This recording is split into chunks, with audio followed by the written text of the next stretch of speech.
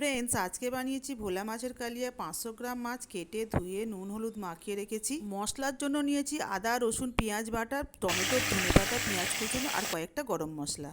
সর্ষের তেলে মাছগুলো ভেজে নিয়ে ওই তেলের মধ্যে গরম মশলার ফোড়ন দিয়ে পেঁয়াজ টমেটো কুচো আর কয়েকটা কাঁচা লঙ্কা দিয়ে হালকা করে ভেজে নিলাম। এরপর তেলের উপর হলুদ গুঁড়ো দিয়ে আর লঙ্কা গুঁড়ো দিয়ে একটু কষিয়ে নিয়ে আদা রসুন পেঁয়াজ বাটাটা দিয়ে একটু কষিয়ে নিলাম। মশলার মধ্যে অল্প একটু জল দিলাম আর 1 চামচ মতো মিট মশলা দিয়ে একটু নেড়ে চেড়ে নিয়ে ওর মধ্যে ধনে পাতাগুলো অ্যাড করে মাছগুলো দিয়ে দিলাম। পুরো মশলাটা একদম লো ফ্লেমে কষতে হবে আর মাছগুলো দিয়ে সামান্য নুন অ্যাড করে মাছগুলো 5 মিনিটের মতো ঢেকে দিলাম, গ্যাসের ফ্লেমটা একদম লো করে। 5 মিনিট পরে 1 চামচ বাটার না হলে 1 চামচ ঘি অ্যাড করে রেডি হয়ে গেল আমাদের ভোলা মাছের মুখরোচক কালিয়া। ভিডিওটা ভালো লাগলে একটা লাইক শেয়ার আর সাবস্ক্রাইব করবেন।